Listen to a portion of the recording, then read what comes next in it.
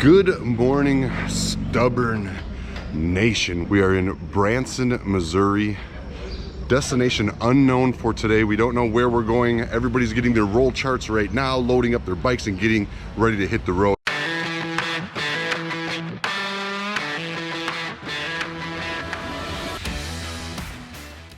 That's one of the coolest things about what I'm covering today, and really this mini series I'm doing all week, is every morning when you wake up, you have no idea where you're gonna be laying your head.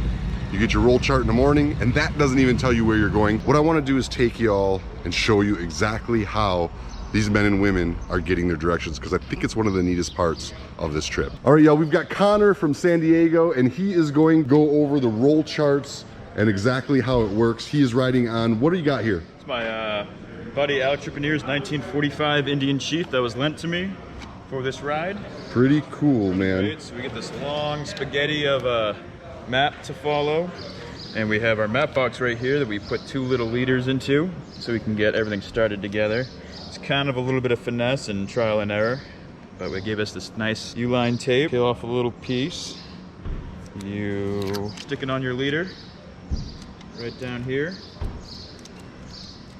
Take the top of your map or the bottom of your map, stick it on, line it up, start rolling it a little bit and see if you can get it in there square. That is a challenge. Not the easiest thing to do. And the hard part is once you roll it, you got to make sure it rolls smoothly. So we got some rubber bands on the right hand side here, so the top and the bottom roll together. Looks like we got it from the first try, thankfully. So this is about, what would you say, 15 feet long? It's pretty long. 255.91 miles. They're very specific. So I think, you know, this is a big, strong chief. We'll probably do that in about 20 minutes, I'd say. Oh, yeah. I bet. So what is the top speed on this bike? I guess from the factory is about 110. I've had it to 85. Wow. Not this trip, but another trip we did that. Wow, it really does go. Not many of the bikes out here will go that fast. No, I probably have one of the fastest. Yeah. Well, leave it to Indian. They got the fast machines. They're winning all the races lately. Yeah. It's always been true. Indians have always been better than Harleys. We all know that. Oh, man. Yeah. Man, pulling out the big guns right away. One more piece of tape on the bottom. Line it up. Hope and pray. Yeah, that's pretty good. Wow. Then you put your little cover on there.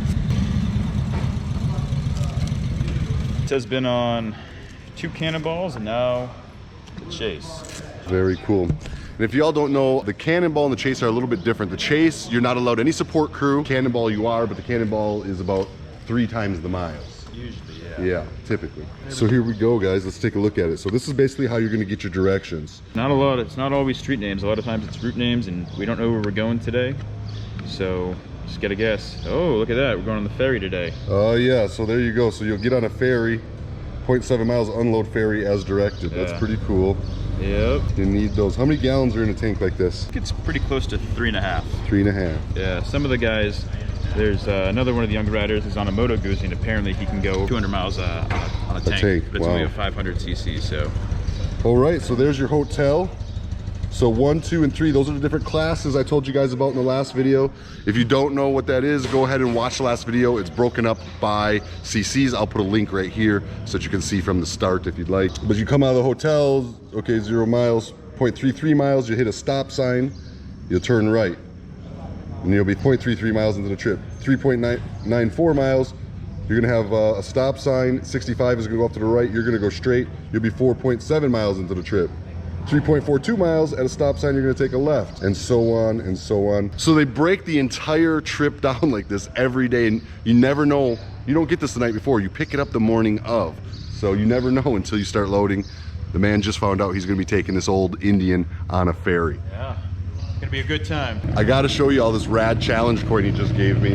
This is a first for me. I'm a challenge coin collector, and this one is in the shape of a barrel. San Diego, Indian. I'm gonna have to make a trip down and see you boys. I'm doing the Rocky Point Rally in Mexico. Cool. I think I'm gonna be riding my Indian down there, so maybe I'll bang over to San Diego. Absolutely, man. and You're always check y'all welcome. out. Thank you, sir. All right, man, take care. In case you all are just checking in, we are doing what is called the cross country chase, and it's 1930s to 1960 motorcycles running across country. This trip right here is actually called the Secret of the Ozarks, and it's a loop of about, I think about 1,500 miles through the Midwest, Missouri, Arkansas. I think we even touch Oklahoma, so a little bit of the South too. It should be a wild ride. It's been a crazy first 2 days. We've just had some beautiful scenery, and the motorcycles were going. In yesterday's trip, I think we lost 6 bikes in total that broke down and had to get picked up by the trailer, dropped here. Then I believe they get a night to try to fix their bike, and if they can't get it running by this morning, then they're on their own to figure out where they're going from here. It's kind of a cool, old school, by the old school rules motorcycle run. So I just ran into Gary. Gary, how long has it been since we've seen each other? 7, 8 years. Laughlin, Nevada, wet t-shirt contest at the Riverside campground. That is crazy. And you also own something that's pretty cool out in Utah. Tintic Motorcycle Museum in Eureka, Utah. So it's only fitting you are on an old school bike here. What are we riding? A 42 Harley Davidson WLA. She is pretty. I love it. What's the top speed on that bike? Top speed's about 55 actually, but I'm an average in about 50 on it, so it's running really well. Tell me about this. What do we got going on here? This is my tour pack. So it's a thermocool ice chest, but I've turned it into my tour pack. I started with 5 quarts of oil. I'm down to 2. What year does that ice chest date back to? Same era, 40s, 50s. Wow. Yeah. Way too cool. How's the ride been so far? It's good. Bike's running great, and you know, knock on wood, have no problems. Well, thanks for taking the time to say hey. Thanks, man. All right, we'll try to catch a few more riders on the road today, but let's get the riding started.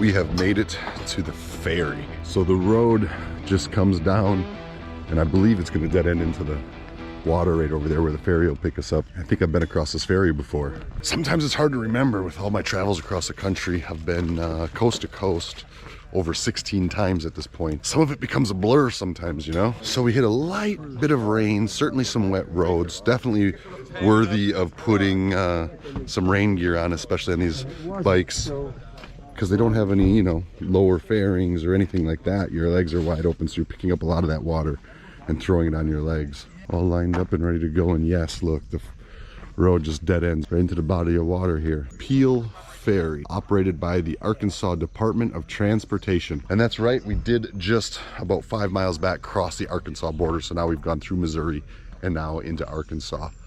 But man, look at this. It's absolutely beautiful. What an amazing adventure.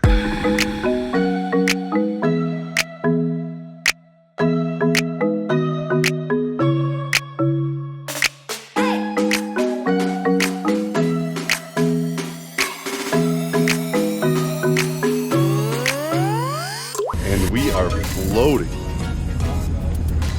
Headed across the water here, all loaded down. And what a beautiful float. It's a good chance to get a look at a lot of the bikes. You know, it's hard to get this many of them together because of the way they stage it. They all get spread out. So this is a good way to grasp a good portion of it. All the bikes didn't make it on this one.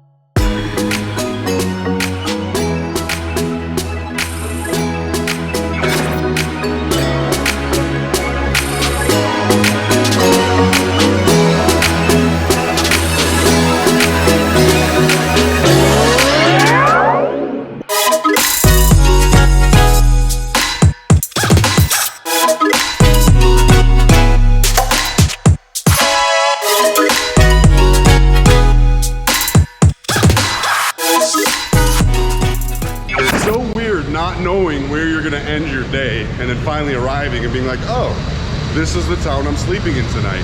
Completely different type of travel than I've ever done before. So the bikes are just rolling in. They sound beautiful and they smell even better. If you've never smelt what these old bikes, it's just, you can't explain it. It's a very unique and distinct smell. But all the guys are just now getting checked in, parking their bikes back here in this garage. These guys are absolute animals, man. This is such a cool experience. It seriously takes some real grit to ride a bike like this many miles every day back to back. So what are we riding today? We have a 1946 Triumph 3T. It's a 39 EL. 1931 Harley Davidson VL model. 1931 VL. Let me show everybody. And it is gorgeous VL at that, man. Unbelievable. All right, y'all, I'm gonna get into the hotel and get checked in. Just wanted to introduce you to a couple of the riders, see a couple of their bikes. I'll show you some more tomorrow.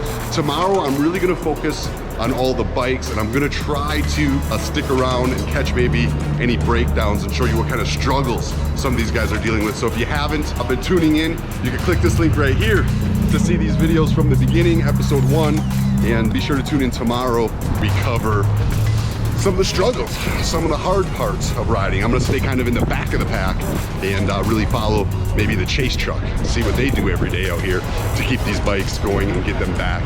I've told you in earlier videos, if you've been following, this is a repeat for you, but if you break down, they will put you on that trailer and get you to the next stop, and then you're on your own from there. You gotta figure it out. Either you get your bike running for the next morning, or you figure out a way home for you and your motorcycle.